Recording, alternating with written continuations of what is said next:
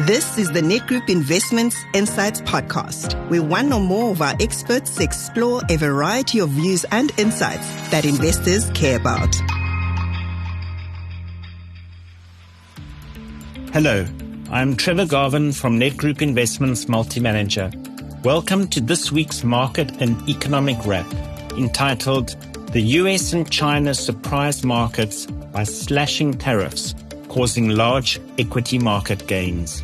The Rand is currently trading at around 18 Rand 32 against the US dollar, propped up by improved global risk sentiment, triggered by the first signs of some progress in US trade talks.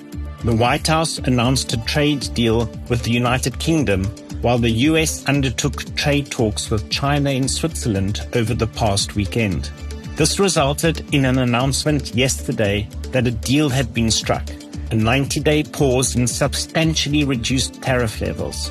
Both China and the US will reduce their tariffs by a whopping 115%. The US will cut its tariffs from 145% to 30% on Chinese imports, and China will reduce its tariffs on US imports from 125% to 10%. They will continue to negotiate over the next 90 days a longer-term trade agreement. Equity markets have rallied strongly since this announcement. The Dow is up 2.5%, the S&P 500 up 2.7%, and the Nasdaq a large 3.8%. Consequently, the US dollar regained further ground over the past week. The JSE also had a strong day on Monday across financial and industrial stocks, with Naspers and Richemont both up 5% on the day. Financials rose around 2.5%. As expected, given the improved market sentiment, mining and gold stocks fell dramatically. The resource index was down 5% for the day, with gold stocks like AngloGold, Harmony and Gold Fields down between 8 and 9% respectively.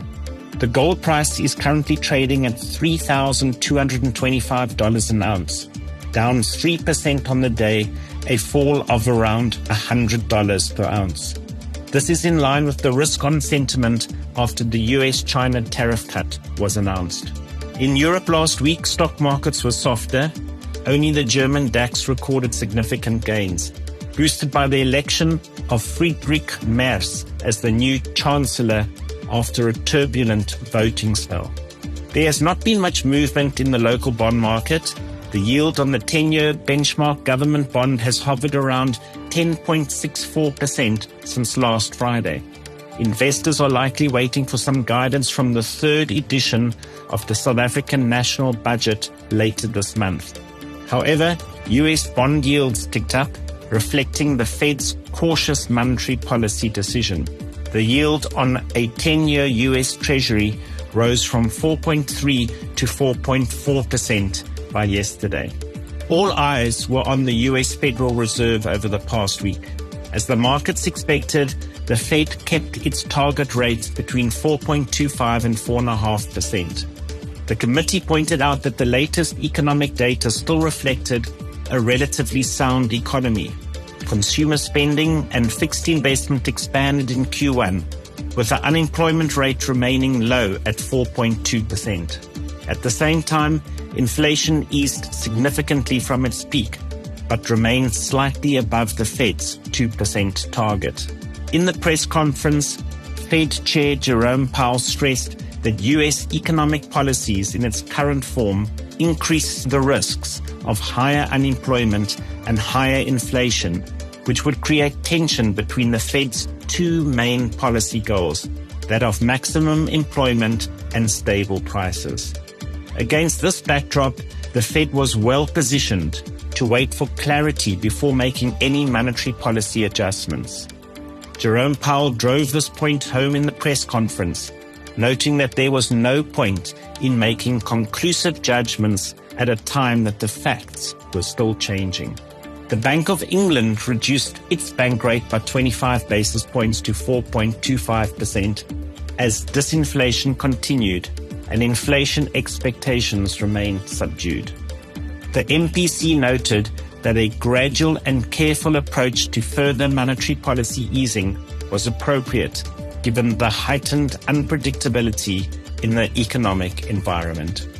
We expect the next few weeks and months to continue as the recent past, with much change and volatility. It is expected that over the next few months, several new trade deals will be announced, probably giving the markets a degree of buoyancy. We advise investors to stick to their long-term investment plan and not react with short-term knee-jerk reactions.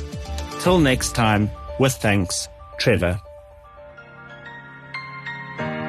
This podcast is for marketing purposes only. The information contained in the podcast or video was for information purposes and does not constitute advice, recommendation, or an offer or solicitation to purchase or sell any funds or strategies to any person in any jurisdiction in which the offer, recommendation, or solicitation to purchase would be unlawful.